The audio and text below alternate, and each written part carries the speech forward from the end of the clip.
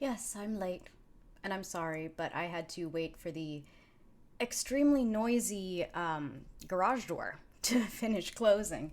My partner just left for his day job, but it's really a night job because he works for a bar. so, yeah, he went off to his regular time job, and we're here today for our Sunday Game Master Ride Along stream. Um, First one of these, so welcome, welcome. Nice to have you here. For anyone joining us, my name is Sam Antics. I am the creative director over here at Nerd Crafty in Las Vegas with artists all over the states at the moment. Yeah, I think we have someone in every time zone, which is kind of wacky and awesome. Um, but yeah, we're here today to kind of I would like to crowdsource. Um, well, let me go back. Let me go back to like how long ago? Like 4 weeks ago, 5 weeks ago, before before I started having to move house and all of that crazy, messy life stuff. Um, and everyone was blowing up about the D&D OGL debacle, kerfuffle, hoopla, whatnot. And everyone's freaking out about D&D and how we wouldn't be able to use D&D anymore and oh my god, it was this crazy moment where everyone thought that Wizards was really just gonna screw us over. But that moment I believe has passed. I don't know. Things are still a little bit gray to me, but during that time a lot of new systems and incidentally also old systems started getting a little more highlight on them as people were protesting things going on with D&D Beyond and Wizards of the Coast and everything to do with those properties. Um, and during that time, I was also I'm a big fan of quick play TTRPGs. I have ADHD undiagnosed. I have anxiety. I have like all of these mental health issues, and it's important for me when getting into one of these games that I am able to either get into it very quickly so that there's no time to second guess myself, or have time ahead of the start to really plan out what I want my character to be. This is when I'm playing in them, not necessarily when I'm running them. When I'm running them, yes, I want to plan everything out if I can. I am horrible with that and I get stuck in the weeds a lot. But that's not what we're doing today. We're going the other direction. I conceptualized. This has not been tested yet. It's a quick play TTRPG system that's based on the five senses plus the sixth sense of intuition.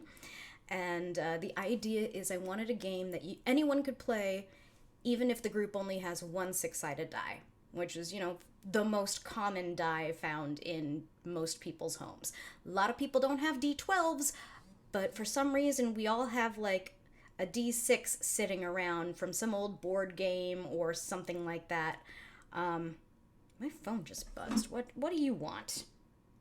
Oh, it's nothing. Let me put this on silent. How horribly unprofessional of me. Oh, it's just people liking my videos. Okay, thank you.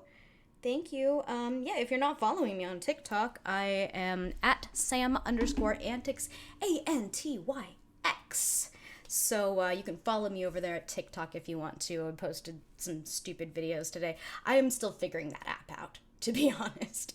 But back to what I was talking about. See the ADHD thing?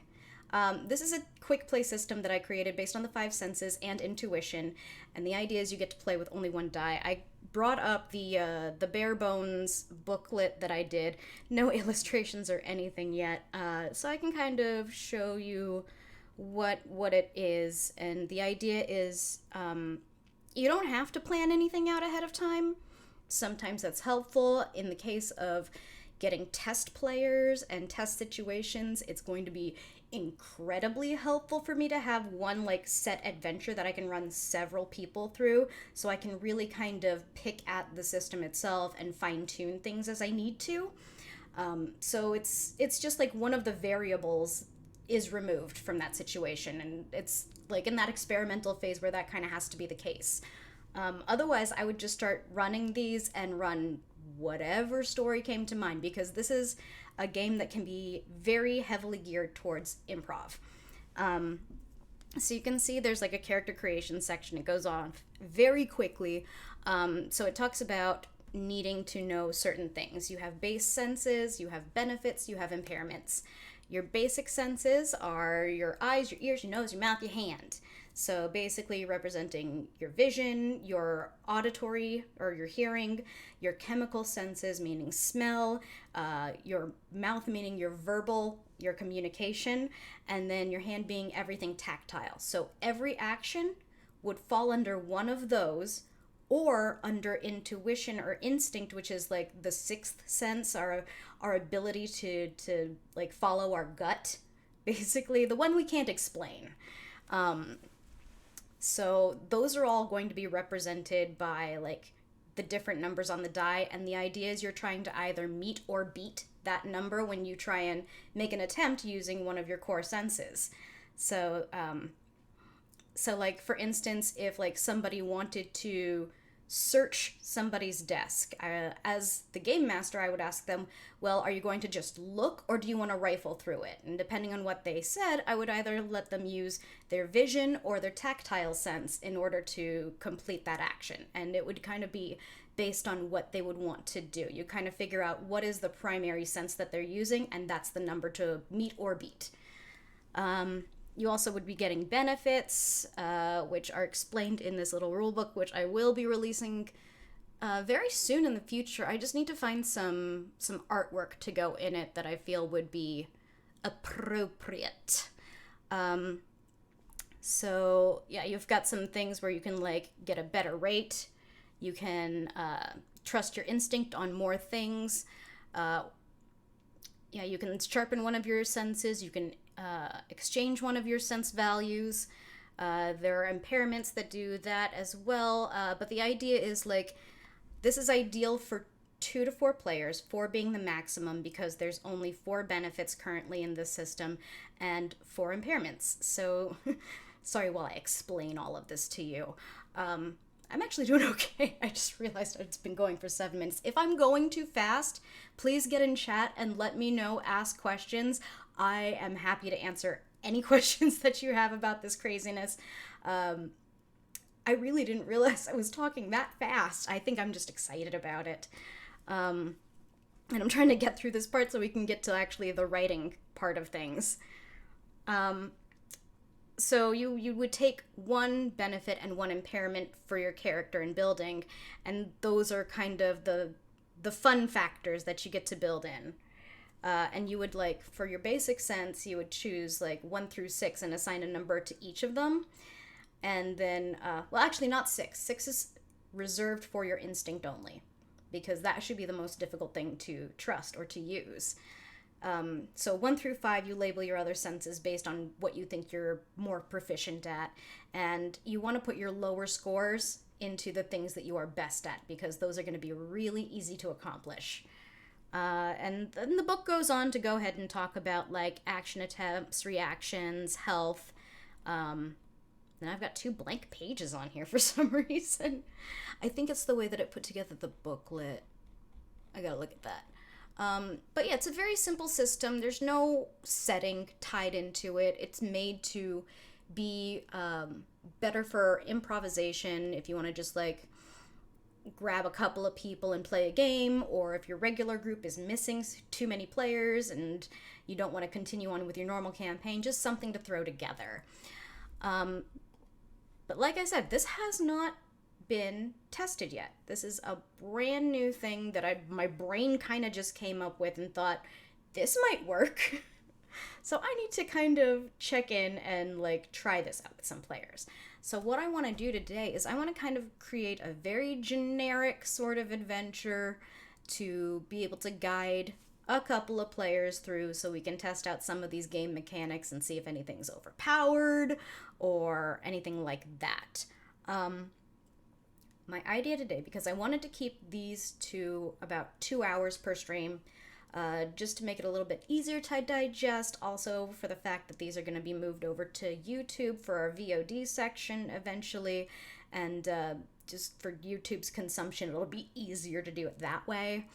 But the idea is I'll work on it on my own. I can totally do that. But I have put the chat box is down there beneath me, and I could prove it by putting a message in it.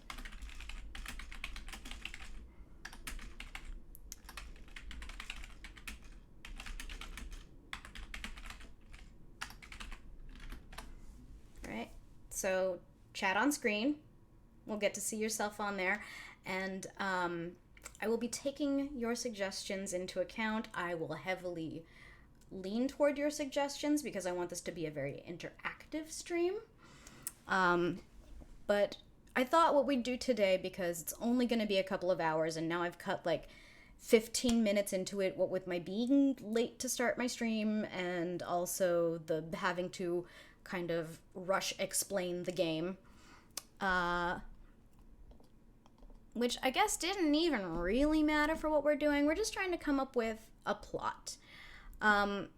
So I feel like writing for TTRPGs, especially when you get into the adventure writing part of it, is very different than how I would write any other story, because it's so highly dependent on your players and the people that are going to be playing that adventure in the world that you're creating.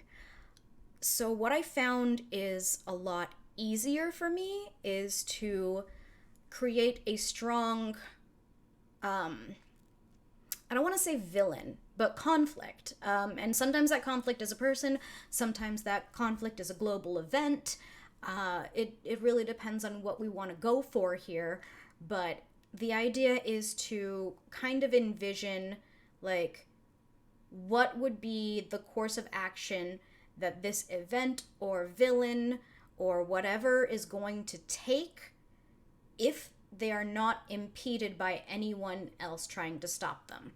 And just kind of plot out, like, it's so weird because you end up writing like the worst stories because the bad guy has to win, or like evil has to conquer good in this case, and it's what your players are fighting against is to keep the balance and have good prevail at the end of the day, hopefully. I mean, again, depends on your group.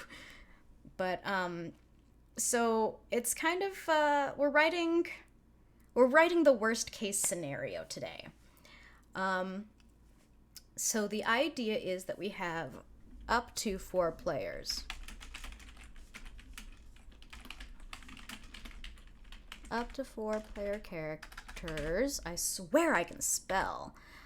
Add to my list of mental BS, dyslexia, especially with numbers. I'll reverse those a lot.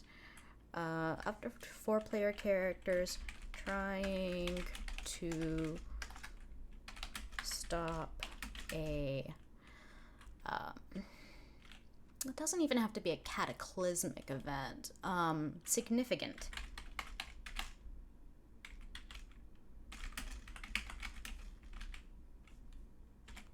They say from happening, we'll take it. I would say from occurring, but that's just my flair. Silent Willow, hello, welcome. Nice to see you. Welcome. If you don't know what we're doing, if you just joined us, we are crafting the plot of an adventure for a quick play system so that I can test out the actual mechanics of the game. So I'm trying to think of what would be a significant event that you would want to stop from happening. It can be something that happens in the world. It can be something that another person is either causing to happen. Yeah, it's basically like making a little homebrew adventure. I'm looking for something that is like for a quick play system. So usually like the world ending stuff is not gonna do too well because it's something I would like to get done in one session. Let me tell you what, if y'all want to go to the Discord and I'll drop the link in the chat. I will go ahead and upload my system right now. What level are the characters? So it's a totally new system that I'm testing out. This is why I want to write the adventure. It needs testers to try it out. I call it Sense-6, and it's based on the senses that your physical senses, all 5 of those, plus your instinct. And the idea is you can play it with only 1 die, so it's like a really quick thing to pick up. You can build your characters fairly quickly, but I haven't gotten anyone to be able to play it yet, and I kind of have to plan something out to test it out with. And I was just talking about how it was a really good idea to have something that's preset. Yeah, they're not going to be doing anything world-altering, I don't think. It's with smaller adventures, it is typically better to go with like a villain, low-level villain type of character. That way it's something you can accomplish in like 2 to 4 hours, if that. Yeah, significant would be akin to their level. So let me show the system one more time so you can kind of get an idea. Actually, oh, I know what's missing. The character sheet. This is so incomplete. I have another copy in my clip studio. Can I get that on the screen? Let's find out. Let's find out, because if I can show you the character sheet, I think it'll make a lot more sense. Just wait while this loads for a second. Yeah, because there's, I haven't really included levels. It's more about complications and assets that you have. Projects, where are you? Oh, am I not logged in? No, I should be here. Manage works. Boom. Open in Paint. And then I'll share this screen. Bear with me while I get things visible for you. Let's see here. Okay. Maybe I can just do this. Sure. Yeah, save that. Okay. And then I just have to pull up the file now.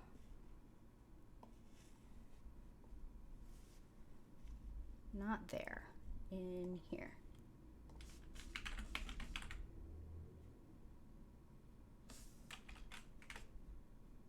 Nope. Hold on. I'm losing track of my files. It's been a long week.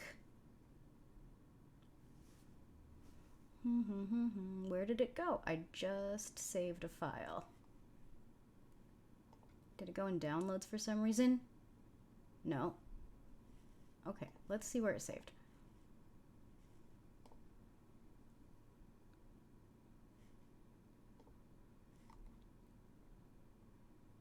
Oh, okay. Sorry about this. I didn't even know that I had a folder named that. Where did it go? It was just here. There it is. There it is. Here. Drag this over to here. Okay, so, and then if I can zoom in. So this is the character sheet, and I can get a better view of it for you. Yeah, this window.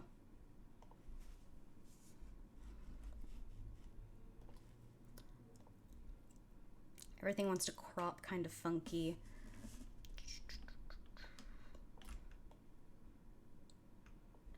So like there's a little spot for name and character description, but it's more about this section down here. So it's kind of, it looks like a White Wolf system. So you have your vision, your audio, your chemical, your verbal, your tactile, and your instinct senses. So instinct is always going to be 6, and then you get to decide 5, 4, 3, 2, 1 what you assign to the other parts, like deciding what you're good at.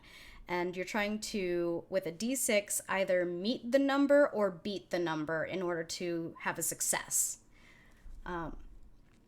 Why is instinct always 6? Instinct is always 6 because it is the hardest thing to tap, to trust, and to interpret.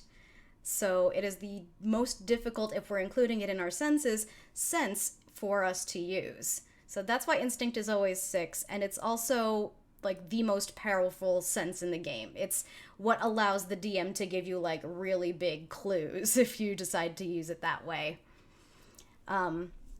So this is kind of what we're working with. You would also choose one benefit for you to use and one impairment for you.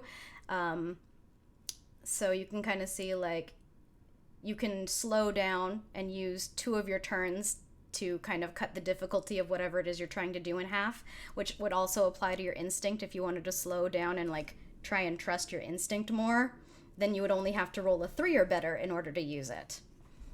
So I wanted to make it kind of like it's really like quick, dirty, gritty system in order to facilitate storytelling and being able to play, like to jump in and play right away. Because I don't know about you, but I've been to so many D&D sessions where everyone is just building their character that day. And then that's the only time that everyone is able to be there at the same time because scheduling issues and all of that. So this is like something that is dirty, gritty, that you can play like really quickly if you wanted to like just have a random game night. Developmentally heavy. Yeah, exactly. So this is much lighter, much easier. You can jump into it really quickly because a lot of the times it's like, oh yeah, I just want to make someone who's really good at like eavesdropping and things like that. Oh, your own system aimed to cut those requirements as well. Oh, you're writing a system as well? Very cool. I will have to, if you pop into the Discord, we'll have to exchange some notes because I love hearing about other people's systems, just like especially ones that are thought completely away from like the typical systems that we're used to seeing. It's just, there's so much more innovation. Ooh, you've been playing it for 25 years, 25 plus. That's awesome. Yeah, would it be anything that I've heard of?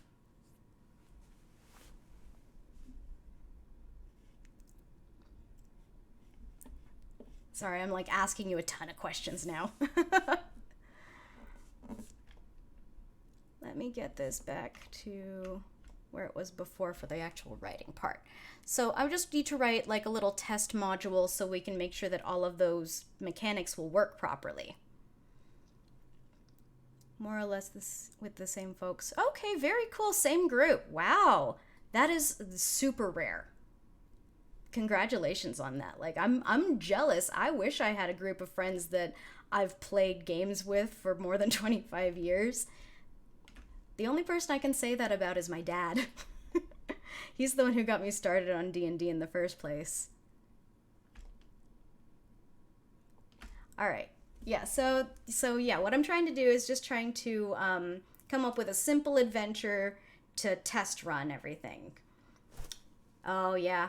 Yeah, it's you know, you gotta love being from a generational gamer household. There's so little judgment.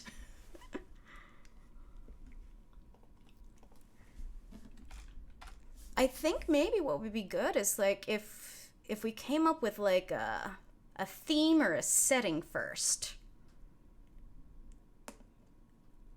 Like I always gravitate towards like mysteries. You get judged on a weekly basis. Well, I guess yeah, there's some judgment involved, but comparatively, like I have some very like I have friends with very religious parents. Yeah, definitely less judgment than that. Oh. You're not an asshole DM, are you? I don't like to think of myself as an asshole DM. I'm impish.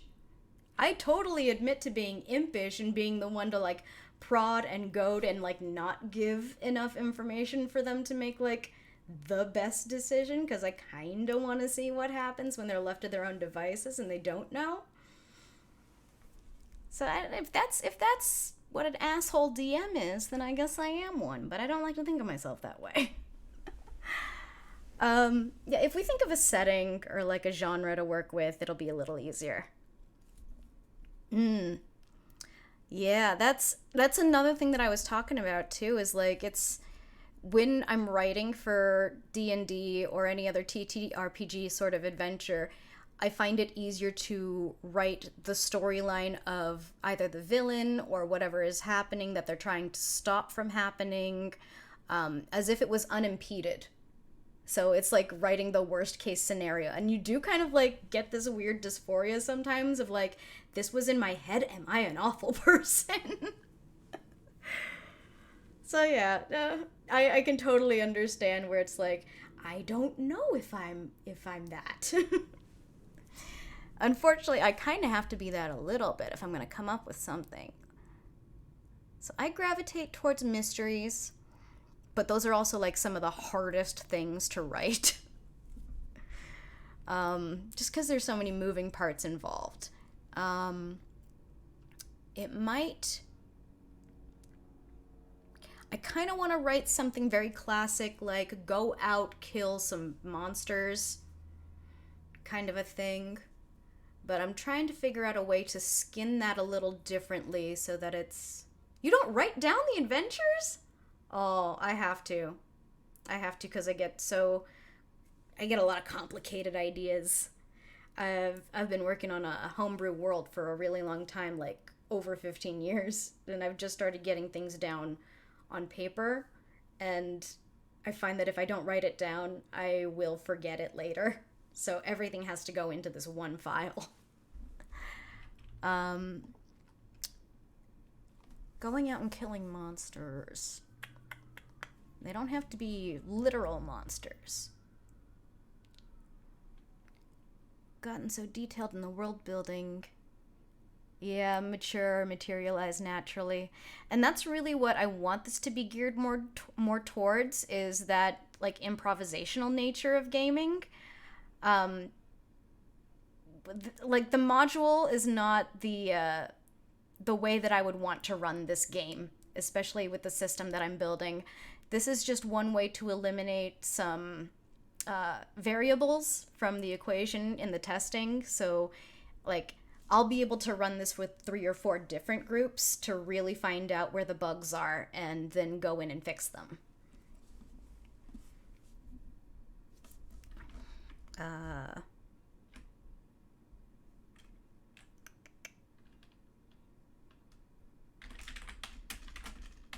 We're gonna make some sort of kind of slash and bash campaign. I'm kind of like, my brain is doing this weird thing, and I'm kind of gravitating towards the idea of like a sort of World War II situation where it's a group of like British soldiers or something that are going in to raid an area that they think has been taken over by like some of the Nazi forces. Am I allowed to say that on Twitch? It's in reference to a thing. I'm not saying B1. I'm definitely not saying B1. Oh, I'm losing track of chat here. Oh, yeah. Yeah.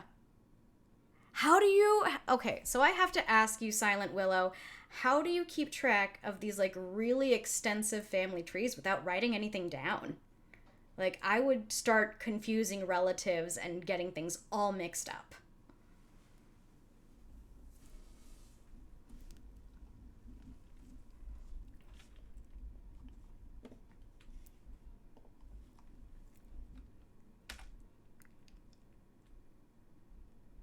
Okay, so there's like the basic stuff that you write, but like the filler things kind of just get packed into like a file in the back of the brain.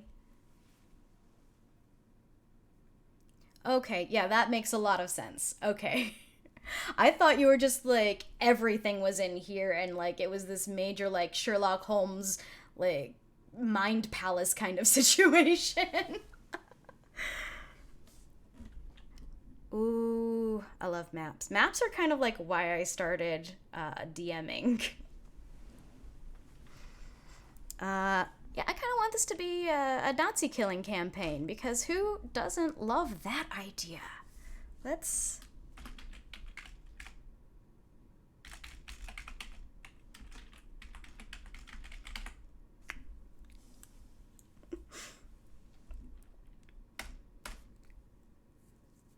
So let's say that. Because I'm just trying to come up with the plot today and I'll work out like the different scenes for it later. I just want to get kind of a through line going. I think what I'm going to do is I'm going to pull up another window and I am going to take a quick look at a map.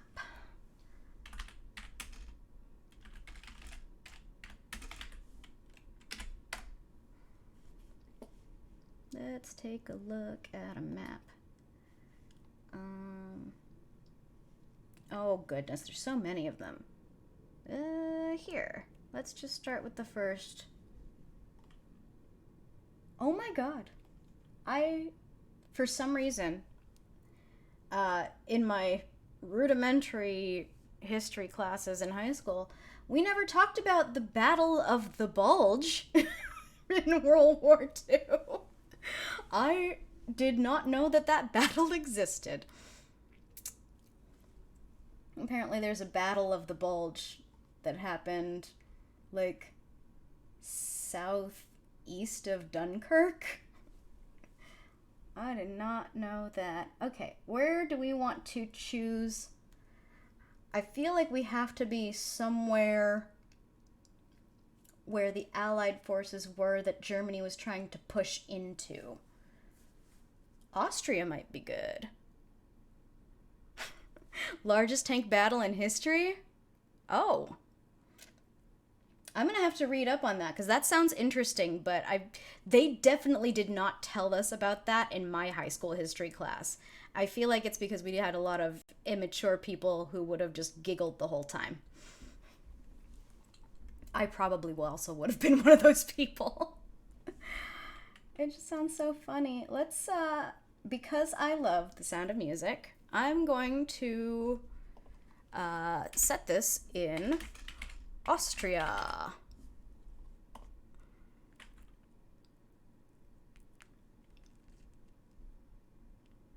Oh, Kursk. The largest tank battle was Kursk. I'm sure we could look it up real quick. You know, Silent Willow, I totally understand you getting them confused. History was one of my worst subjects in school just because they were trying to get us to memorize all of these dates and names and places, and it hurt my head. It hurt my head. And I could not handle it anymore. Like, I did the best I could to pass the class and then immediately forgot everything afterwards. And all of the history knowledge that I have gained has been through mostly research for Dungeons and Dragons and other things so I can reference history. Exactly. I know why they're so important now. But it's like you can't appreciate that when you're like 15 years old, sitting in class after lunch, stomach full and your brain lazy. Nazi killing adventure in Austria. The Sound of Music thing is kind of sticking with me. I kind of like the idea. Oh. Silent Willow, are you familiar with The Sound of Music, the musical by Rodgers and Hammerstein? Because I was in a production of it. Beautiful. There's a moment in the show where the Von Trapp family is now being hunted by the Nazis because they're trying to escape and go to France. Or is it Switzerland? They're going, I think, Switzerland. Yes, the Von Trapp family is real. I actually got to meet one of them. They're so cool. yeah, I have no idea how it happened, but in the production I was in, we had both one of the Von Trapp family come in. I think it was one of the younger daughters, and then Charmaine Carr also came and she like sang with us on one of our shows. I really have no idea how the company I was with pulled this off because it was like a children's production of it, but it was crazy and amazing. And I think I still have a oh, your grandfather met them too? That's so cool. Yeah, I mean, it's just to be in the presence of someone who lived through that kind of turmoil is just mind-blowing. But yeah, I still have some headshots that are signed and I think a book on the Von Trapp family that's signed. I have to it's probably at my parents' house. Oh, so cool. That is so cool.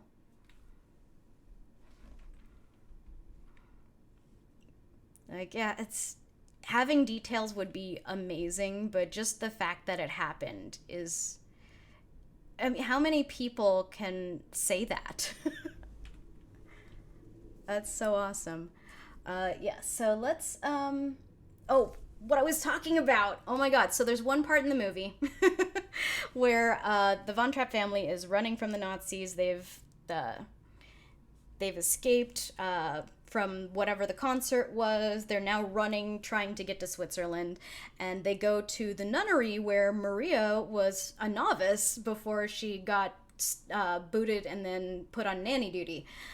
And like at the end of them being there while they're escaping, like the Nazis go down to their cars and they're trying to start them and they won't start.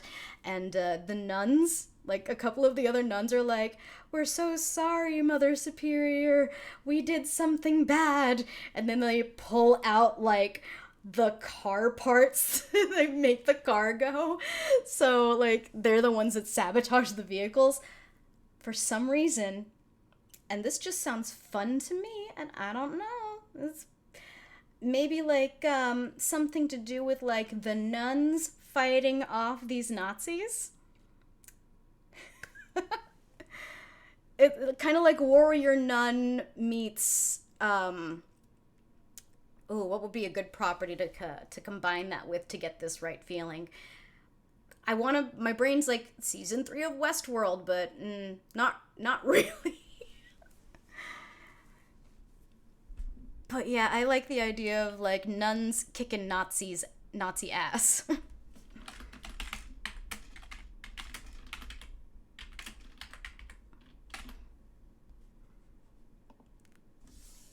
Oh, Warrior Nun is a show on Netflix. I actually haven't watched it, but I've seen like a little bit of it because my partner watches it. So I understand the premise is it's just like some nuns that are like they fight bad guys and they, you know, it's just like that nice juxtaposition of like, oh, these are holy women who are married to God, and now they are like they're doing flying dragon kicks and busting out guns. Yeah, it's the concept of it is enough to sell people on the show. It's fun. So I like that idea. So, we need to figure out an inciting incident. Why would... Oh, you don't watch TV? That's probably for the better. I very carefully curate things that I watch now. I don't have cable, just too many streaming services, and I need to fix that. Yeah, it's much easier to come up with original ideas when you're not constantly getting creative influence from everywhere. Why would Nazis go to a convent? I mean, we could literally just make it about hunting the Von Trapps.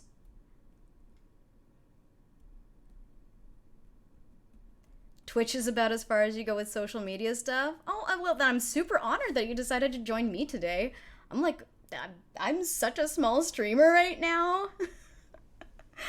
Thank you so much for being here. I really do appreciate it.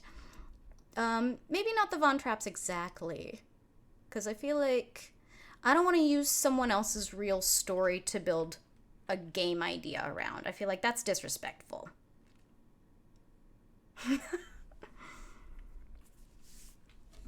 um,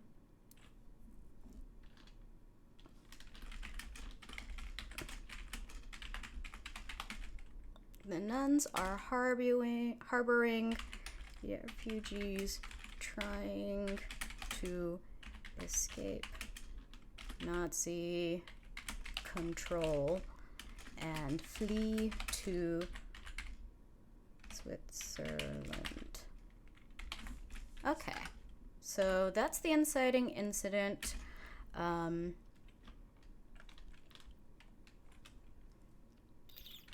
The refugees are actively being pursued.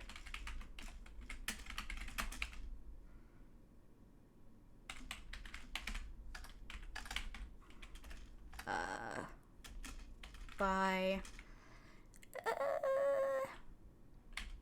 how many would it would probably be a small number.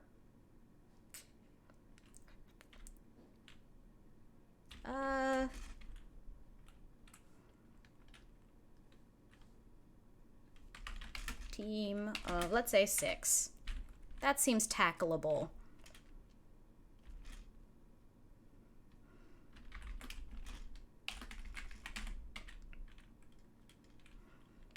Okay, so I think that's a good inciting incident. We have a reason for our Nazis to be there. We have a reason for the nuns to want to kick ass.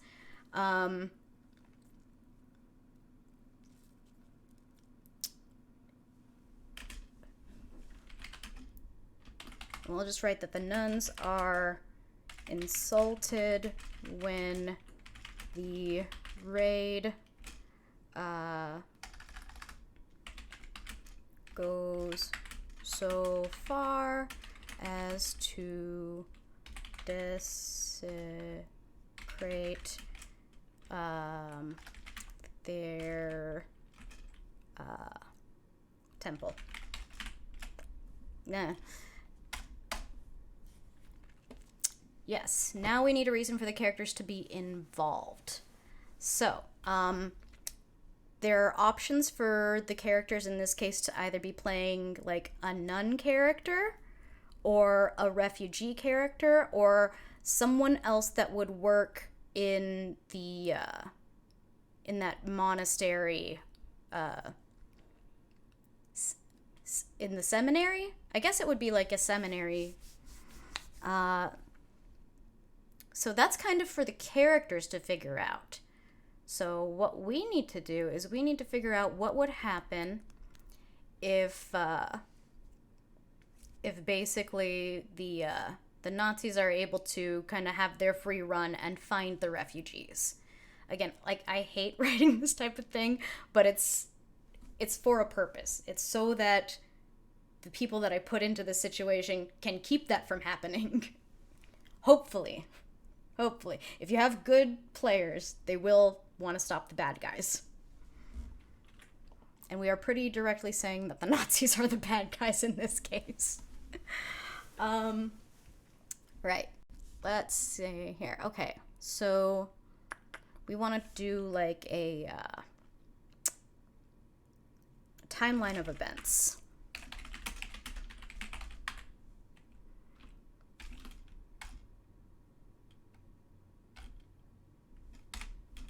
Thank you. Seminary is the place of education, not of worship.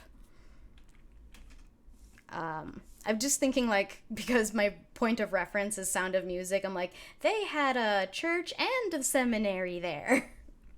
So I'm just kind of thinking it's like one of those, like, one of, like, big castles that's been converted into some sort of monastery where they have, like, worship and education there as well.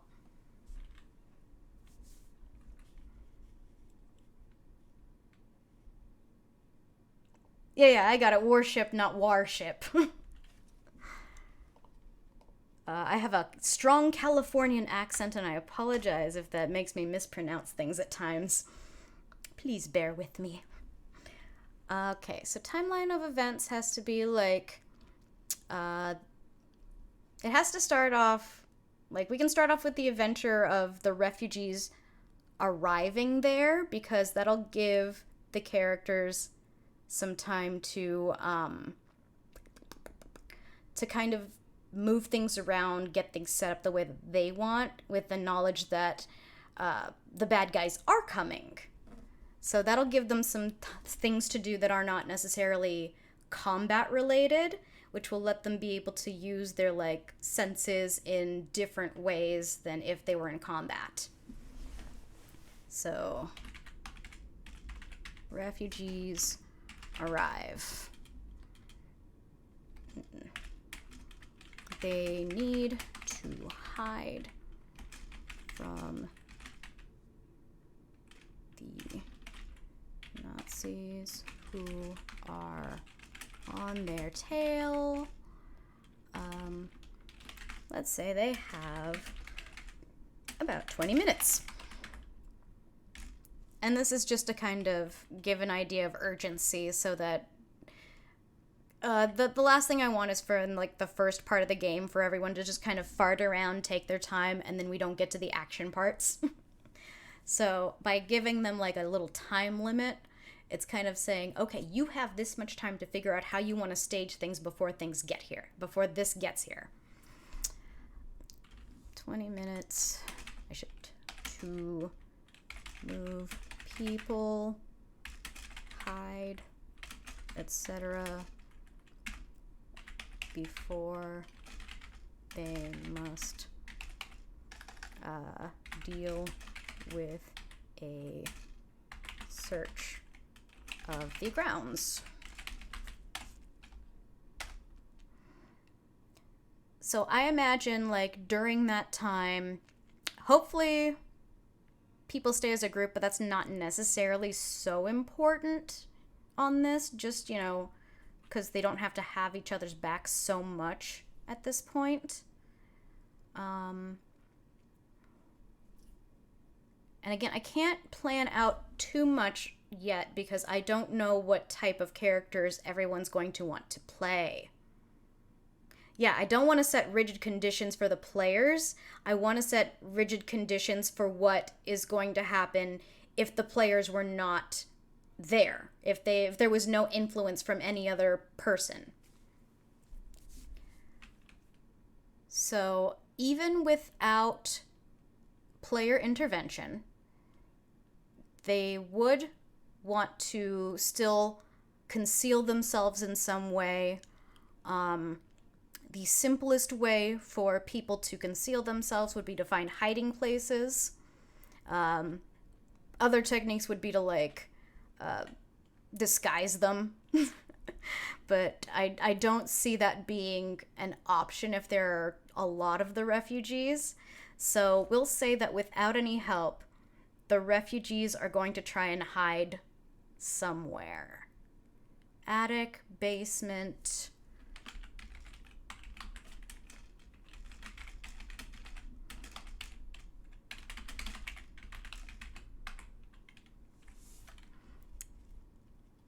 Yeah, exactly. Because the way that I always see it is, like, when I'm writing these types of things, it's not for me to make a story out of, it's me to write the conditions in which the players will write the story.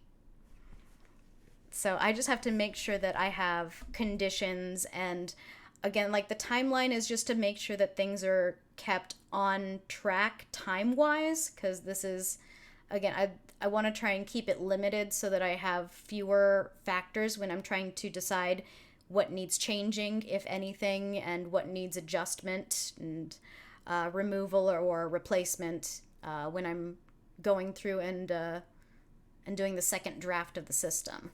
Or I guess the third draft of the system. The refugees attempt to hide themselves. I'm going to leave a note here. This can be rolled by the GM to determine levels of success if refugees are hiding themselves.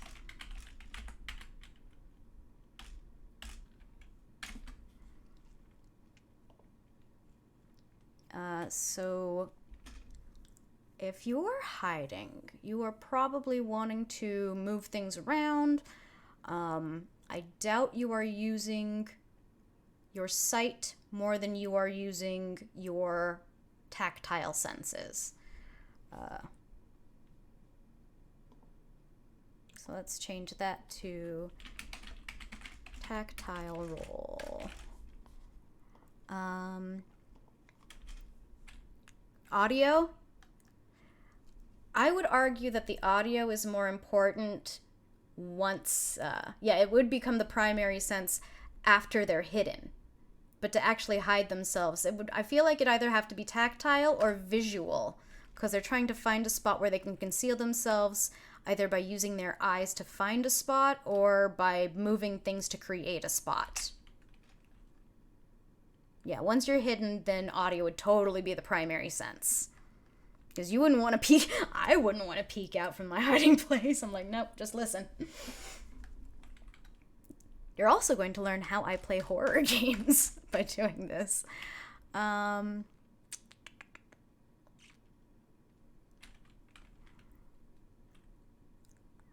Let's just say it's a roll. We'll let the decision stand later. I can always go back and change it. The details don't matter as much at this point. So the refugees would attempt to hide themselves, and then the Nazis would arrive 20 minutes later.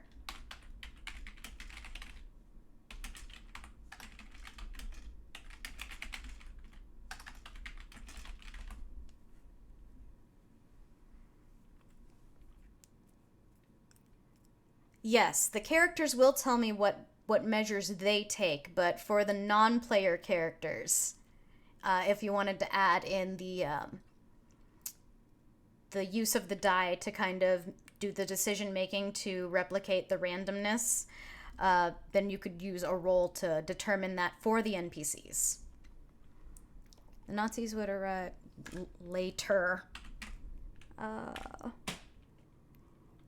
And would confront the nuns about searching the premises,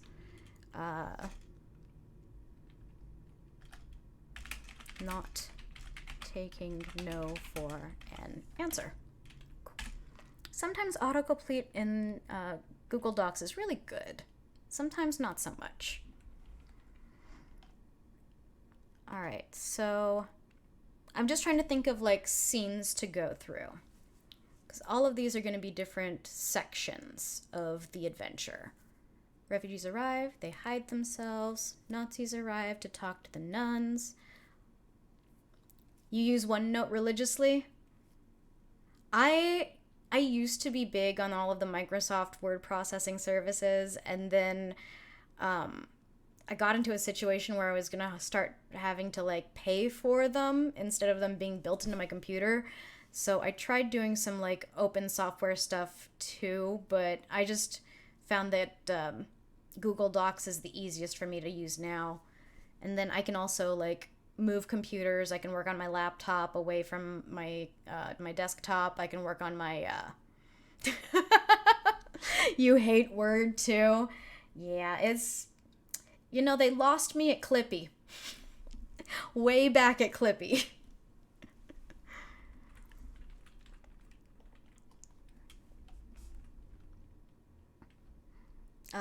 So this section here would give, if any of the characters, like all of the, a long time ago. Oh gosh, I can still remember using Windows 3.5. That's how long I've been using computers. I remember. Oh yeah. So many places wanted you to have proficiency with Word in order to work if you had to do writing. I don't even know what they used before we had Windows systems like that, because Like, I don't know if there was a word processor available for, like, the Commodore 64 that my dad had. I don't ever remember doing writing on that, only playing games off of floppy disks. This gives the nuns, or any player character, nuns, the opportunity to direct, disagree, etc. to, I don't want that capitalized. I don't want that capitalized. ETC is an abbreviation. Don't capitalize that. Thank you. Direct, disagree, etc. to get the Nazis as far from the refugees as possible. Right, so this is an opportunity for the players to use whatever they can.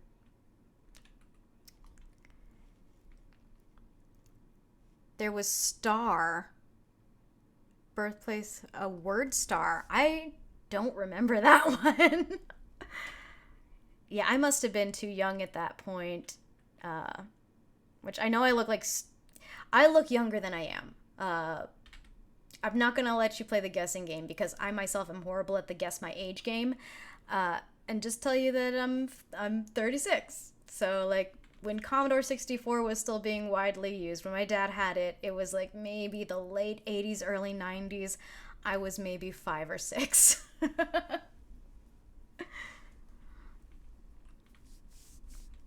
Yeah, you're talking about the 5 1/4 floppy disks, not the 3 1/2s. I don't know. My dad is in his 70s. You might be older than my dad.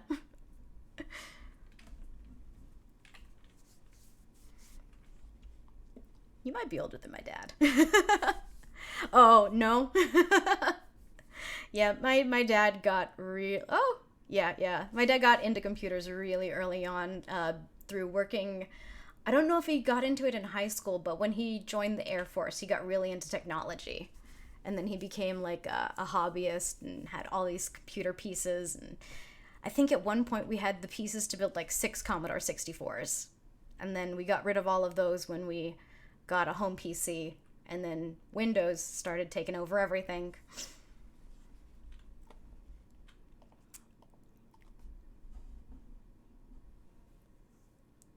All right. Oh, really? You still have the very first story you wrote on the computer?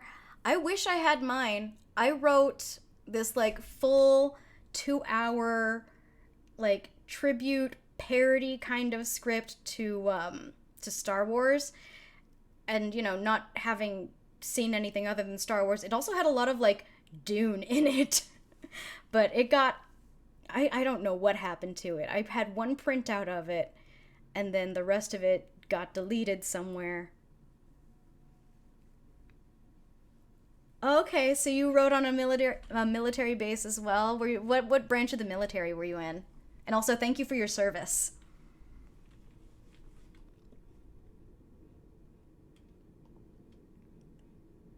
Infantry. Wow. Wow, wow, wow. Yeah, thank you so much for everything you've done for this country. Thank you for fighting for my freedom. I really do appreciate that.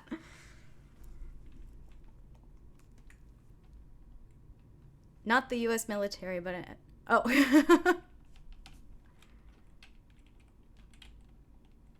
Okay.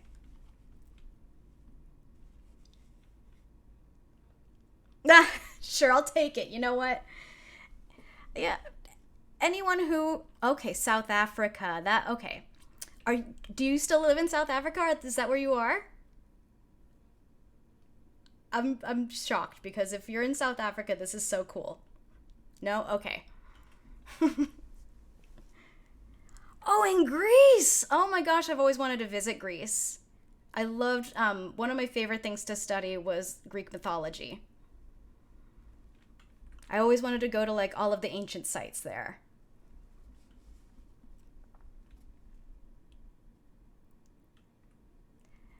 South Africa is a terrible place now. I feel like it's been terrible for a little while. Like, longer than I've been alive, little while.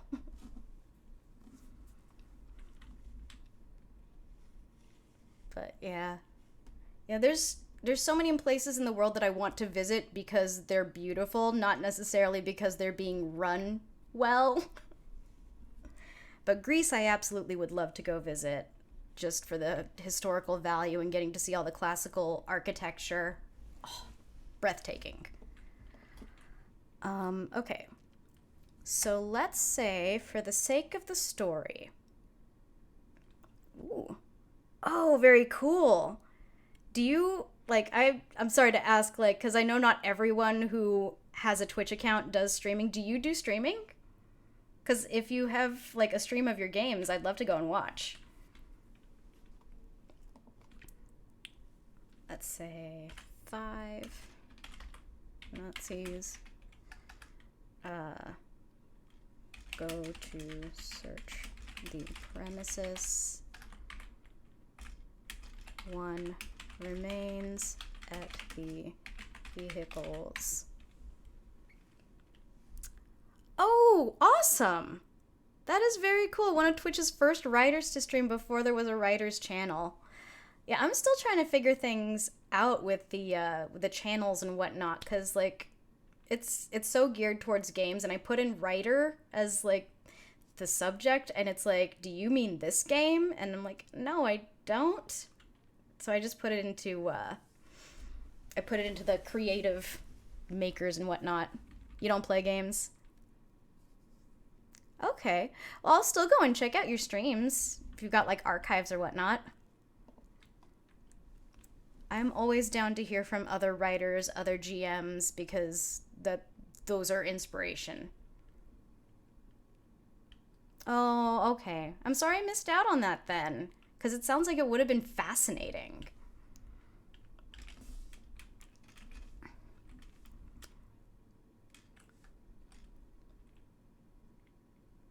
Oh, map making too. Nice. I haven't really thought of like streaming map making because I don't draw a lot of things by hand. I use Incarnate for the most part.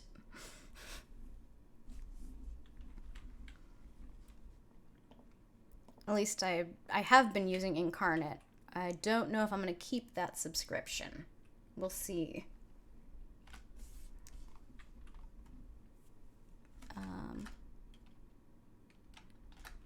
So at this point in the timeline, this is where people can kind of, like, the players can decide where they want to go with it. If they're part of the refugee group, they could be moving to try and, like, avoid being detected. If they're one of the nuns working there, they might want to go over to, like, the car to try and sabotage it or, like, steal their guns. So I have it as 5 of the Nazis are going to search the premises. 1 is at the vehicle, kind of keeping watch over everything. Because they don't want to leave. I guess they don't trust these nuns. No, they don't trust the refugees. The Nazis wouldn't trust the refugees. And if they left their vehicle unattended, that would be a means of escape. So they wouldn't want that. I don't like thinking like the bad guy. Oh, it's okay. They'll be vanquished.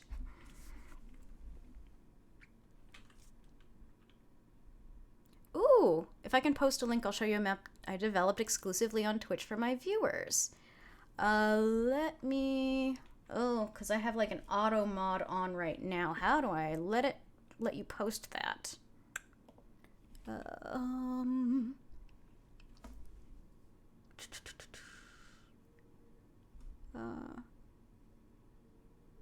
Manage settings. Oh, no, you shouldn't get to see that. You don't need to see my auto mod settings. Let's see. Okay, turn off block hyperlinks. There, now you should be able to place a URL in the chat.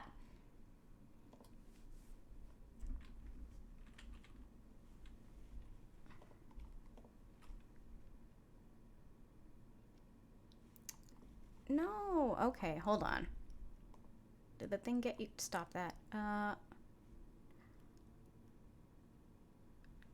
Oh, really? Wait, what? Hold on, I just got a message from Streamlabs that 118 messages were deleted by a moderator. I am so sorry. There's no reason why she should be on timeout, and I don't know how to fix this.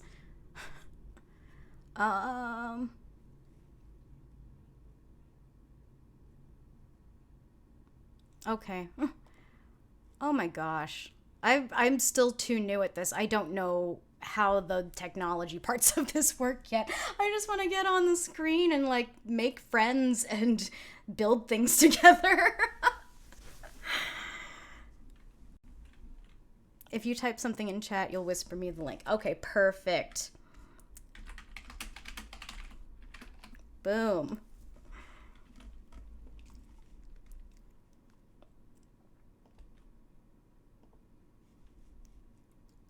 I think that'll work. If not, I do have a Discord link up there. You can join the Discord and hit me over there. I'm listed as Antyx, Antyx. Oh, awesome. That will be in my messages later, and I will check it then. Okay. Where was I? Oh my gosh, the ADHD is so strong today. It's because I've done 1,000 things this week already. Okay, so we have kind of a setup. Oh, here, I'll give you the Discord link again. There you go.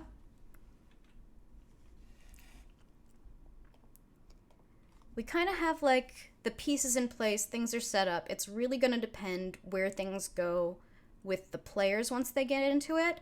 But what we can do is we can kind of set some events that are going to happen pretty much no matter what, unless they directly go to the place where it happens and interfere with it.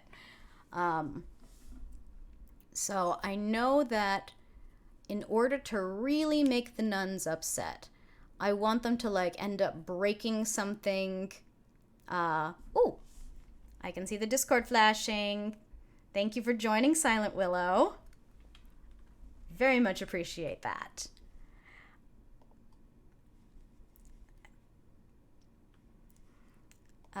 So let's think of some things that can happen. I know that I want the Nazis to end up breaking something that is of religious significance. What would be...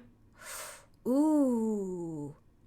What if they broke some confessional booths because they think that there are people hiding in them?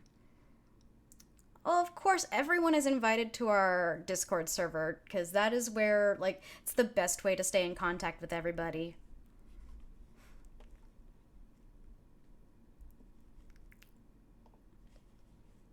Yeah, let's pop over there really quick so I can see my Discord. Welcome. That's me. Okay.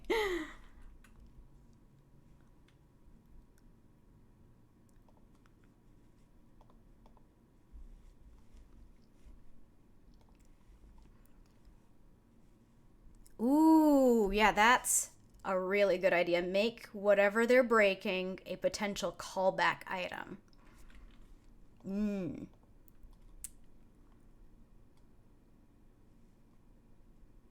Yeah. Ooh.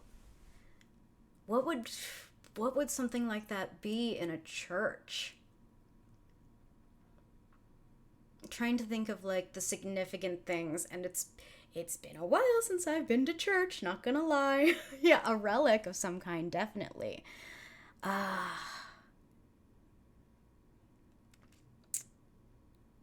Like maybe it's just like a really old cross. Like they have like a really old stone carving of a cross. An iconic bone of a saint. Oh. I like that. I like that. Let's...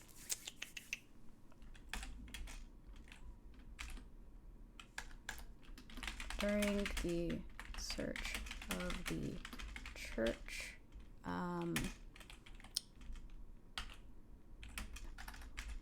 comma. One of the Nazis knocks over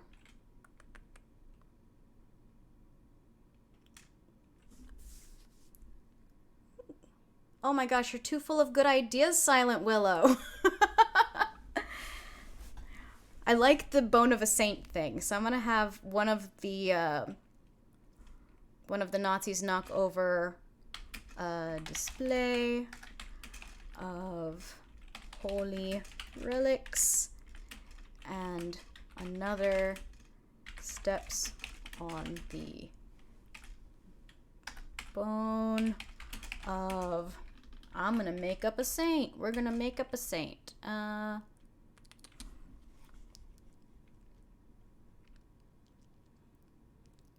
Oh, yeah, that's fun. Yeah, put in an item that it doesn't seem like it's got any real magic, but then later it does.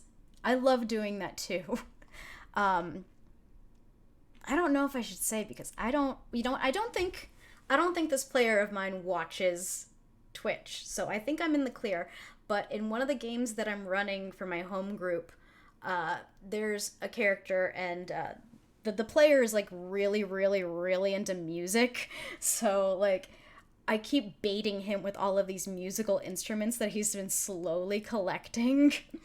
And for one of the instruments, I gave him this like pair of bongos that like they light up with color when you play them.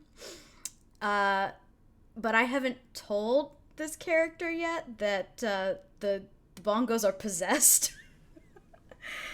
So like they have like there's a personality of a bard in them, like a chaotic neutral bard, and like he hasn't realized it yet, but the drums make him believe that he plays better than he does. And basically, it gives him all of these delusions of grandeur. So, like, my brain imagines... I don't know if you've seen It's Always Sunny in Philadelphia, but there's... there's one episode where they're all, like... They end up, I think, either super drunk or, like, on some kind of drug, and they're imagining that they're giving this, like, really amazing performance, and then it cuts to, like, what it actually looks like, and they're just, like, stumbling around a stage. Mac is, like, tearing his shirt off and, like, just screaming. It's hilarious. It's kind of one of those situations where everyone sees him playing badly, but he believes he's really good and has all these fans. Ooh, Gong of Hunger. Oh, that sounds so dangerous.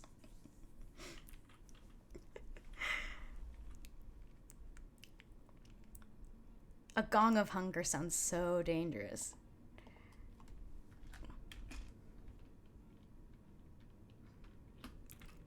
You know, I know this is a real saint's name, but I'm just going to write it in for now, and I can always change it later. I know St. Augustine is a real saint.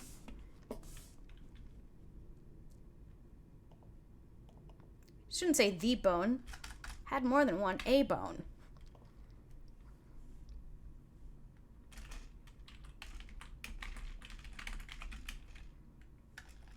And shatters it. Okay.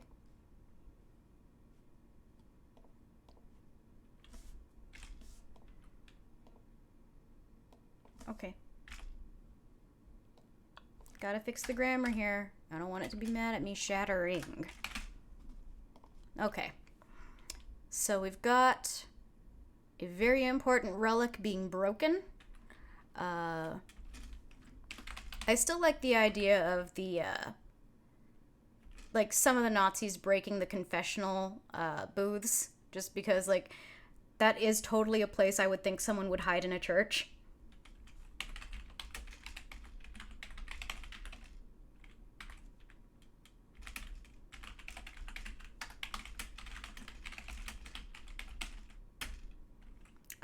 Believing they could harbor refugees. Why don't you post it in Discord? Because I'm sure, like, some of the other artists and other game masters would love to see it.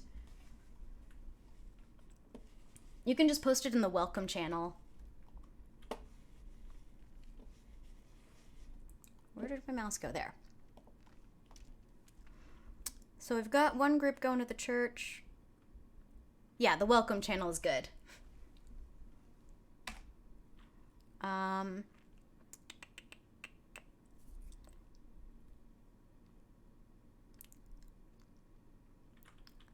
Depending on if they've split the refugees up into smaller groups, there might be like a group that's trying to navigate their way to leave the grounds without being detected. Very cool. Let me pull that up right now because I do want to see this map.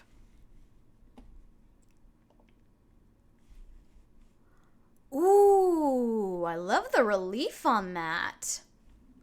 Everyone can see it now. I'm sorry. I didn't mean to put it on the screen that I'm sharing with everybody. Here, I'll take a look at it in better detail off screen. Oh, wow. Yeah, the shading on that is so good.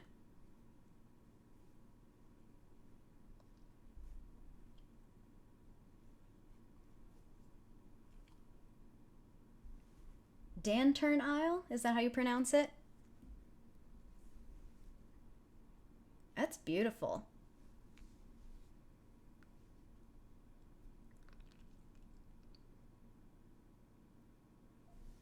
That is gorgeous. There's obviously some naming conventions going on with, I don't know if these are all cities, but at least significant locations. Did you draw this digitally, or do you use like one of the available mapping programs to do this kind of thing? It's gorgeous.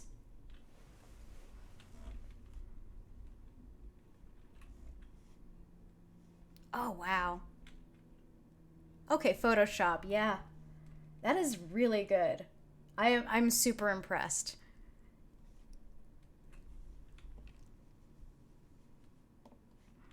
If you don't know what I'm talking about, get into the Discord. I don't care if you're watching this now. I don't care if you're watching this on VOD. I don't care where you're watching this. Get in the Discord and go and check out this map. It's amazing. Okay, so I gotta get myself back on track. I've only got like a little while left in the stream. It's fun though. Hanging out with you has been awesome, Silent Willow. Yeah, I think maybe there would also be like a break-off group of nuns, even if the players aren't involved, trying to help the refugees try and like get away from their church grounds. Let's see here. So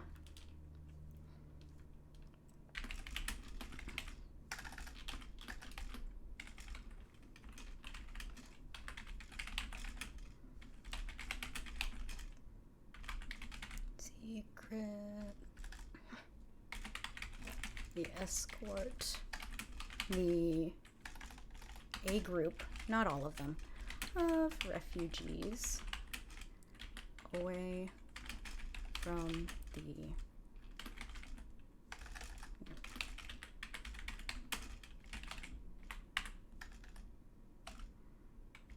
grounds.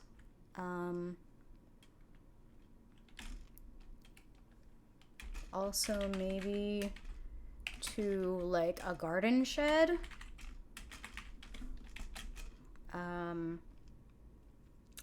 Or like some kind of groundskeeper's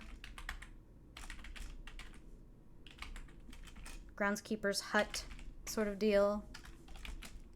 Maybe just trying to get them away from like the places that are currently being searched.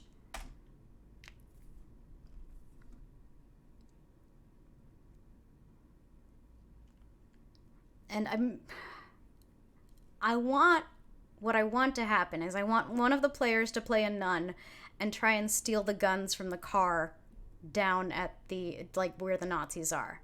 Like, either knock that Nazi out and steal the guns, or, like, just, like, in some way distract him so that they can get their hands on it, and then they can, like, reverse the situation to take the Nazis hostage. Or, I don't know, maybe, smite them in the name of the Lord. I'm not a very religious person. I just like I like religion being a thing that I can use as reference that is like available to be this kind of like strict thing with rules. It's a good tool in storytelling. Don't want anything as a GM except for the players to have fun. Yeah, I get that. I only want my players to have fun too. It's just like sometimes like I'm like this would absolutely be fun in my head, and then like I want the players to go there. And I could bait them. But I'm trying to figure out how to do that in this situation. How can I bait someone to want to take something from them? Send them clues or baits, yeah.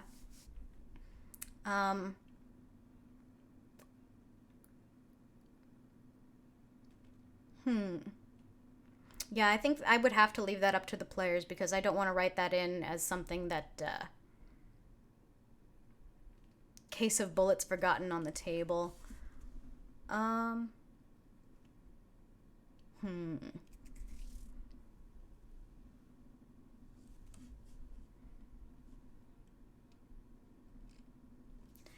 Yeah, I feel like the church wouldn't have their own guns. The guns would have to be brought either by the refugees, which I honestly, if the refugees have guns, they probably would have sold them to get money for them to survive once they escape. So I really doubt that they would have their own guns unless it's like like a little pistol or something. So like the Nazis would have the guns. They would have guns on them and probably also in the left behind by the Nazis after searching the place. Well, that's a situation that I hadn't thought about. What if they manage to avoid detection and the Nazis just leave? What happens after that? Because in my head, I'm thinking the whole, like, the situation that they're in is the search of the monastery. You've given me a totally new thing to think about.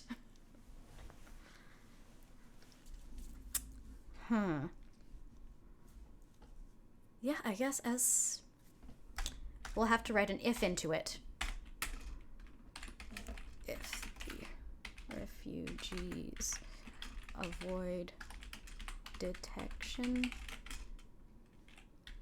after the Nazis have searched the entire grounds,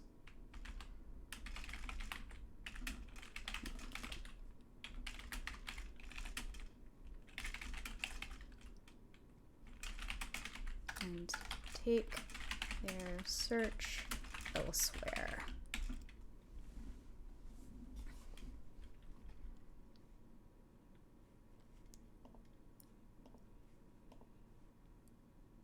Yeah, absolutely. There's always like a lot of little clues that you can drop to kind of help direct players to a certain place.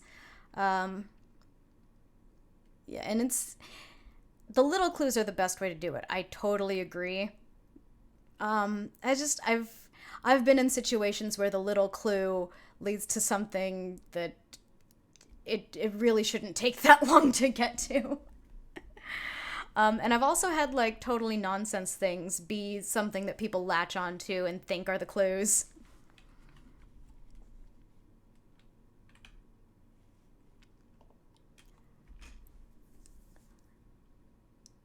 A new shipment of weapons due to arrive soon. Yeah, the shipment of weapons would have to be to wherever the Nazis are based. It wouldn't be to the monastery where they're searching. I'm thinking like if they want to try and access the guns that are there during the search.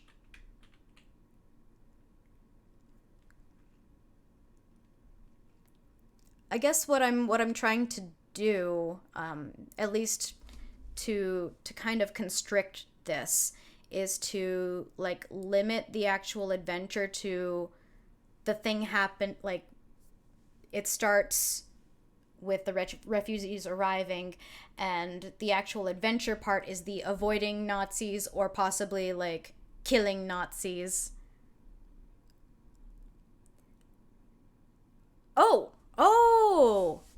Oh, you're saying have them be after the artifact as well as the refugees. Oh, well, I didn't even think of that. I've got one-track mind Nazis in my game. They don't care about anything but finding these refugees. Yeah, they would also want to, like, they could also be using this as, like, a cover to steal things from the church. Artifacts of religious significance. Yeah, they wouldn't, the Nazis as like a organization would not want the guns being brought to the monastery for them to like set up a base or anything. The weapons that they would have would be the ones that they plan on using against the refugees if the situation arose. I just wanted to be able to give the nuns and the players access to guns so that I could have that situation happen as a possibility.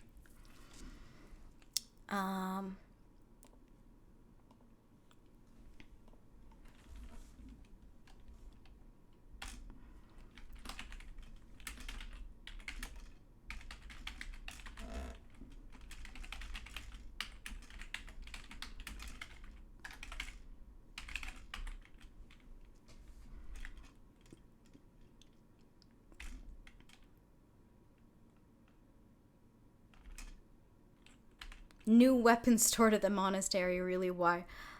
Oh my gosh, my phone is making noise. Stop.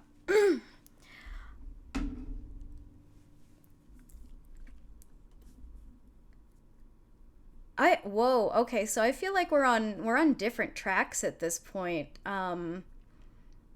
'Cause I was thinking that that this was just going to be like, because I didn't want to overcomplicate things with this. I'm not trying to build like a whole like big campaign that's going to be continuing on for several different sessions. This was going to be like a one session thing. Yeah, I just we're getting a lot of new questions added in, and I feel like the more questions we add, the more time it's going to take to get to the resolution.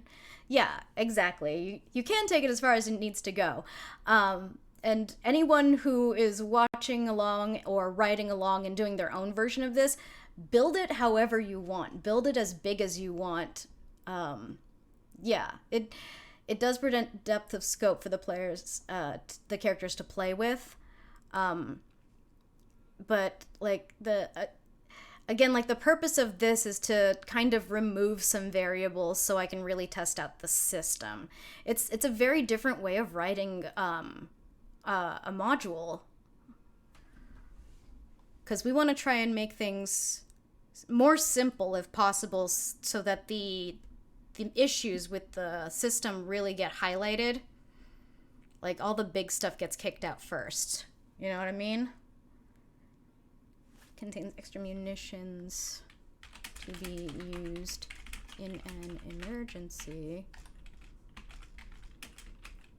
against fleeing refugees.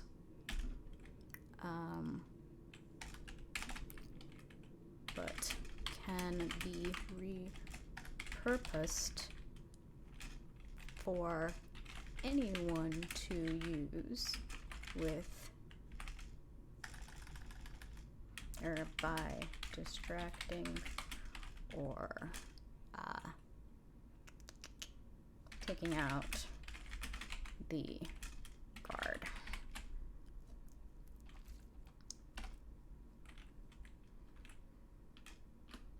So maybe like one officer is like, he's got secret orders to try and steal something from the church, like something of significance.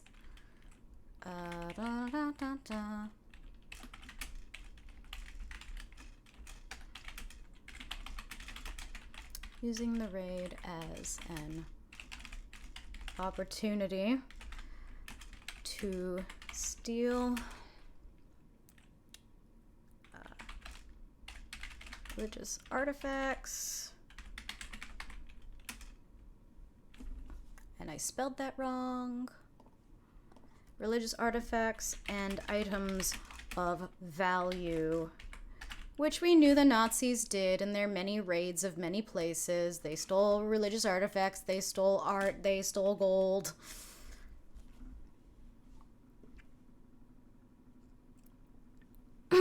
Okay, so you found that the actual mechanics of the game are very much secondary to the story they're involved in. True. I agree. But again, this is an untested system, so I want to have like the sandbox for the players to play in, have a very limited sandbox so I can find out what's wrong with it before I try and build bigger things out of it, before I let people kind of like build the characters they want and then get them into a situation that makes sense for those characters. Just because it needs a test run. It's all there is to it, is it needs that test run first. Thank you for following. So this is very not the way I would want to run this game. I would just literally like, hey, let's make the characters you want, tell me the situation you want to be in, and then we'll just fly off the cuff on that. That's what I would like to do with this system. But in order to get there, I gotta go through all this nitty-gritty first. But yeah.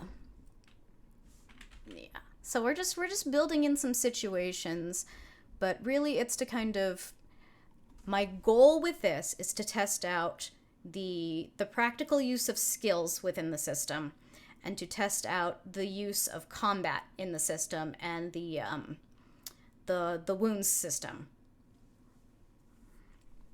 So I wanna make sure that I have the opportunity for them to do various different activities as well as engage in combat if the players want to. I don't want to force them into combat, but I want to make it available.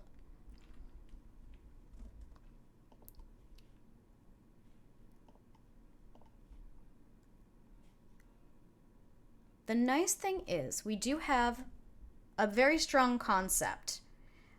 Even if this is not the timeline of events that it sticks to, just the idea that we have of like Nazis going to a church, breaking things, raiding, looking for things that they think belong to them or that should belong to them. That is what we're looking at in this adventures. This is what's happening.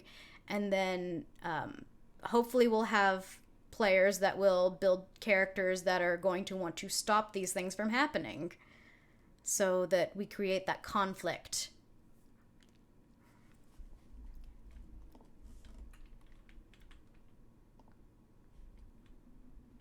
So let's see. Is there anything else that needs to be defined before I actually start thinking, oh my gosh, you can't even see all of my screen. Let's smush that down so you can see everything. Is that too small? I hope that's not too small. There we go. I could probably stretch it a little bit.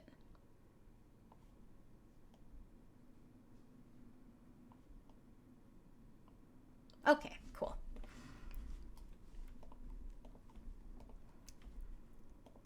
So we have an idea of like what would happen if no one did anything. There's a very strong possibility that the Nazis would find at least some of the refugees. Not everyone would escape. They would definitely break things. They would definitely take things. So there is a lot that many players would take offense to and would want to inhibit from happening.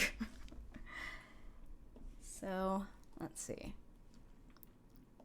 We have clearly one of the endings, if everyone avoids detection, Nazis leave.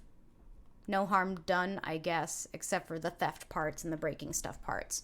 And then everyone would be left to kind of pick up the pieces afterwards, but they would be free and clear. Alternate ending would be the Nazis find all of the refugees.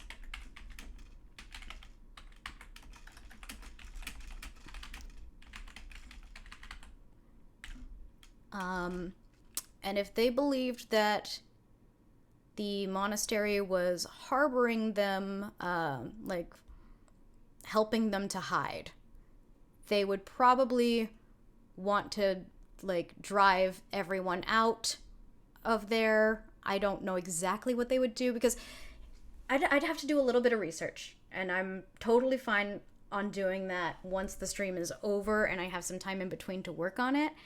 The relationship between the Nazis and religion is very, very... Oh, set fire to it? Oh, that is something that I could definitely see happening. Oh, that, yeah.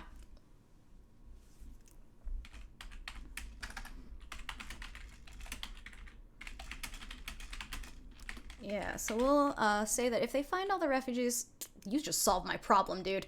Thank you so much. If the Nazis find all of the refugees, they'll assume that the church is and has been trafficking them across the Swiss border and will set the grounds ablaze. Okay, so we have our good ending and we have our bad ending. And, you know, we could have anything in between as well. But we kind of know the two ways it could go. For harboring the refugees, we will destroy your place of worship and set fast the entire complex. Set far. I gotta work on my German accent, not one of the voices that I do typically. The closest is like I do a very simple Werner Herzog. I could just do it at for harboring the refugees. We will destroy your place of worship and set fire to the entire complex. Yeah, all right. I'm actually super happy where this is ending up now. So, I'm you know, honestly, I can't think if there's anything else that I can do before starting to go into more details with the scenes.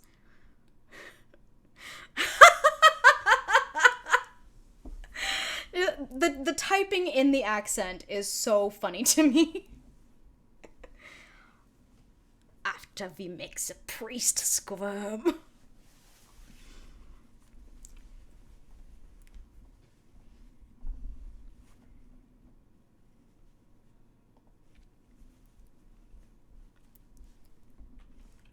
Yeah, so maybe you can tell me, Silent Willow, if there's anything else you think that I need to have in order to start building out more detail on how I want things to kind of be run later. Do you think there's anything missing from this?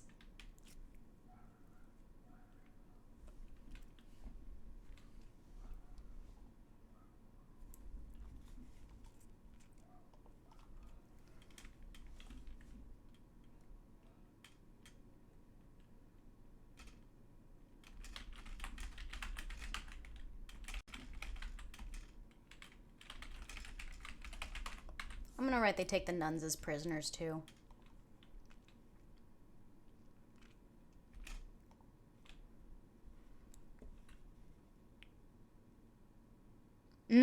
Yeah. That's true. I need to have challenges that will test the specific rules. That's the thing that I was planning on doing next week, going into this a little bit more. That way we could actually like kind of take a look at how the rules are set up. Yeah, exactly. So yeah, testing the audio rules would be like during the actual search of the church, like the people that are hiding will be using their audio to kind of hear where things are moving. At the same time, on the DM side, the Nazis are using their other senses to try and search the place and discover them.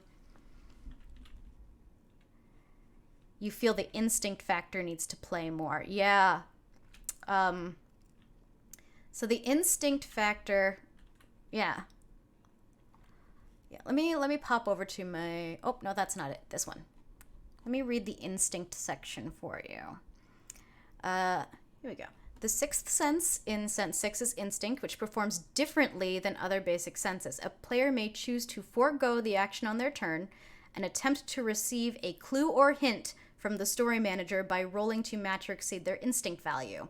Every player has an instinct value of 6, meaning they must roll a 6 in order to perform a successful instinct action unless affected by a player's benefit or impairment.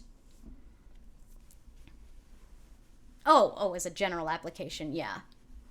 Yeah, definitely want to test these things. So, I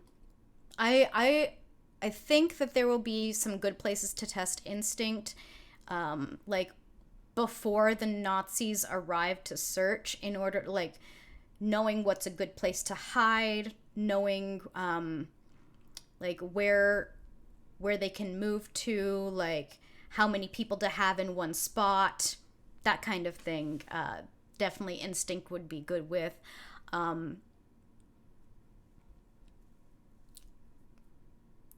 Yeah, no, I'm totally open to everything. Like, this is just what my brain came up with, and I have no idea if this system is gonna work, which is why I'm trying to put it through some paces. So things are gonna get moved around and fixed as they need to get fixed. And if I have to reconceptualize how it works, if the D6 system is not going to work with just like one D6, then I'll figure that out later. But yeah, the idea of it, common sense might be able to bring down the instinct roll. Oh yeah, there are a couple of things that will bring it down. So in the benefits section, gut feeling is a benefit that you could take, and up to 3 times per day, you can attempt an instinct action and achieve success on a 5 or a 6. So it would drop that. You can also use the slowdown if you have that benefit to cut it in half. So there are ways that you can move things around to become better instinctually, or like, why limit it? Because I haven't tested it yet, and I don't want it to feel overpowered yet. Like, I don't want it to be the thing that, like, oh, well, why even roll anything else? I'm just going to roll instinct on everything. It's just mostly because it hasn't been tested yet. If it works really well and it's not too overpowered, then I might take that 3 times a day thing off of it. Like, it's just to kind of... I don't want instinct to be the thing that everyone rests on in this system.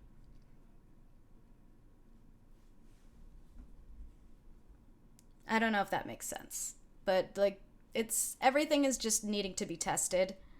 And then once it's tested, I can reassess things and try it out better.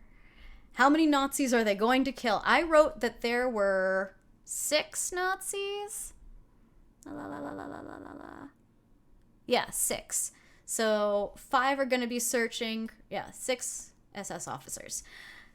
So 5 are going to be searching the premises. 1 is going to stay behind and guard the car so that the refugees don't steal the car.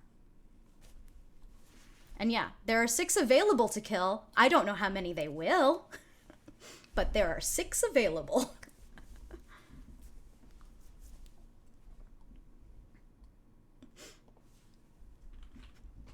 Yeah, I can't tell the players how many of any monster to kill. I can just tell them how many there are, and they get to decide that part. Do they want to be murder hobos, or do they want to just, kind of pass things by? As many as it takes to present them a challenge. Well, I feel like there are many challenges here already that the Nazis present without having to be a direct thing. Like, the Nazis don't have to die in order to become a problem. And I can always throw in more, or bigger ones, or higher up ones. Exactly, yeah. This is just the base of it.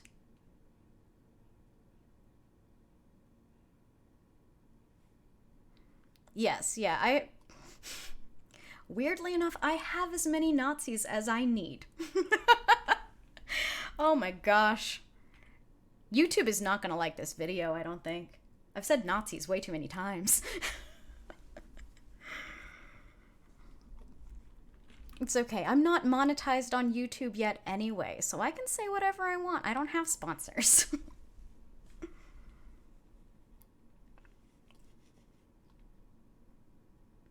Okay, yeah, no. I My dad is one of those GMs that are very rigid when it comes to game rules. They would be the game rules lawyer if they weren't running it. Um, but yeah, it's the only reason I'm rigid now is because these haven't been tried out at all. Once I get other people to look at them and test them out, it's going to be a totally different story, and anything is subject to change at this point.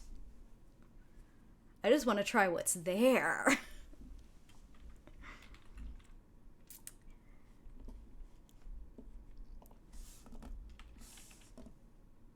All right.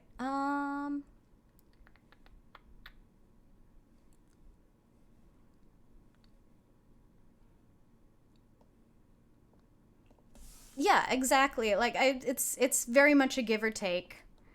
Um and it's kind of going to like it really is going to come down to when I'm actually sitting down with players to test this out. And I've done game testing before. I've made some card games that I've had to like do demos for and like do testing for. And it's always very, very different when you actually have the group that you're playing with. So, yeah, it's what's in my head now is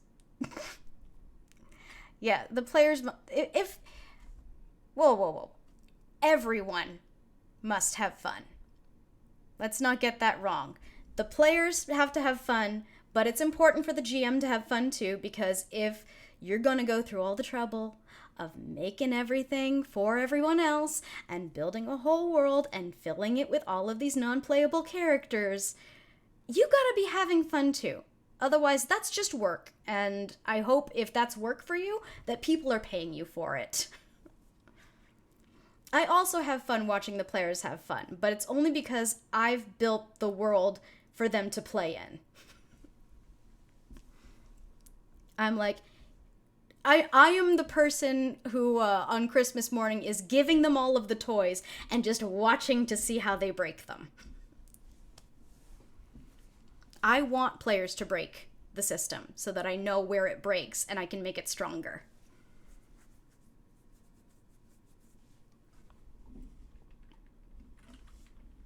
And actually, something that I'll do right now that I know where my copy of the preliminary rules is, and I'll have to get the better copy with the, or I'll just post the character sheet separate. I'm gonna get that Sense-6 file into the Nerdcrafty Disco. I'll just pop it right into the welcome channel for now. That way, anyone who wants to take a look at it can take a look at the system, give me your critiques. They are most welcome. Let's see, where did the file go? Here. That one, okay. Here's the copy we've been looking at. So if you want to take a look at it, oh, I'm getting distracted by chat again. Hold on. Oh, yeah, I had a character ruin 11 months of story development to a single roll of the die. Happened within the rules, so you had to give it to him? Yep. Yeah, I've seen that happen many, many times, which is... I'm the person who grew up on the Choose Your Own Adventure books, so I don't like to go into a story with, like, specifically one track for the train to go on. I like to have all of the different switches and, like, I let my players develop the story too. Like, I never plan out more than 1 or 2 sessions ahead of time, and I never plan out what the players are doing. I always plan out the circumstances and other things around them that I know they will be passing by, through, encountering in some way or another. What they choose to do with that information, completely up to them. Enderworks, thank you for joining. Good evening to you too. Oh, I feel so bad because I actually was planning on wrapping up around 6:30. Exactly. Like nothing ever gets wasted in TTRPG planning because anything you come up with, if it doesn't get used in one place, you just take it and you put it in another. It can either stay exactly as it is or you maybe have to skin it differently. Oh, I know, yeah, big F in chat. I'm so sorry. But I also haven't had dinner yet, so I'm gonna have to do that at some point too. But I will be doing, Enderworks, I will be doing these streams every Sunday. And we're gonna keep working on this right now. Since you just joined, let me give you a quick rundown. If I go a little bit over, not many people have writing streams on Twitch. Yeah, I agree. We need more of them. I feel like it's such an interesting thing to see the back end of, especially like for what I do, which is mostly like TTRPG kind of adventure based stuff. Like it's fascinating for me to see. Oh, you can't. Okay, it's 4:30 a.m. where you are. Oh my gosh, I didn't even think about the time change in Greece. Okay, well, you know what? They will be available on VOD here on Twitch for the 2 weeks that Twitch allows. And I will link you to my YouTube channel where all of the videos will get transferred over. So if you miss a stream, you can get caught up pretty easily on your own time. You're doing a version of a TTRPG in Discord running a modern fantasy roleplay server. That sounds awesome, Enderworks. That sounds so cool. Yeah, you should stream that. I mean, I don't know what your setup is. I don't know what your ability to stream is like, but if you can stream your work, I think you should do it. Because I feel like there really do need to be more writers on Twitch because so much story stuff is like even people playing video games. Like everything is based on the story in the game or whatever the concept of the game story would be. So oh, wow. Yeah, you could do it right now. Well, hey, if you want to start streaming right now, I don't have a lot of people here, but we can raid. No, but I will be wrapping up in just about 5 minutes. But I do strongly encourage you, Underworks, if you want to go back to the beginning of the stream and start at the beginning. Okay, yeah. So I made a quick play system. Basically, it's just conceptualized with the rules and everything. I need to test it out. So we've been working on a test adventure to kind of remove a variable because what I'd like to do eventually with this system is have it geared more towards like improv story building with the characters. But for the purposes of testing, it's easier to have something that's already set that I can run a bunch of different groups through so I can see where problems are in the most part. So we've been writing a story about some refugees that are hiding at a monastery, and the Nazis are searching for them. So the Nazis come and they like totally wreck the church and everything while they're searching for these refugees. And somewhere in that, the players will be some characters, either refugees or they work at the church or the monastery, something like that. And those will be the situations that I can put them in where I can test out some of these rules. We can test the gameplay of it, like Silent Willow was saying. But really, I'm just like, so many times I have concepts in my head and I'm like, this should work. And, you know, once you get other people's hands on it, it's never going to be the way that you want it to be. So I just want to make sure that it works for, you know, multiple situations, that the rules solidly happen. I just put, here, let me toss the Discord link in the chat one more time because I just tossed the preliminary rulebook into the welcome channel of our Discord. So if you would like to check that out and any feedback you want to give me, you can give me right in there, or you can message me on Disco, message me here, find me on TikTok, all of that good stuff. Yeah, we're going to be working on this again next week. I'll go over everything that we went over in this stream before we move on. Thank you for joining. Oh my god, my ring light just fell down. I guess that means it's the end of the stream. My equipment is really just crapping out on me. But yeah, we'll continue this next week. I'm really excited to continue working on this. I have a little bit of research to do on as far as like location and some historical references and things that I can do there. But we'll come back to this and we'll start writing out the different scenes that will guide the players through, at least have them be able to interact with, and we'll pick it up from there. But thank you so much for joining me tonight. Thank you, Silent Willow. Thank you, Enderworks. Yeah, Enderworks, if you get a stream set up, please let me know. I will find you and subscribe to you and make sure that, you know, we might be able to even like set up the channel so that I can stream yours when you're not, when I'm not stream your channel.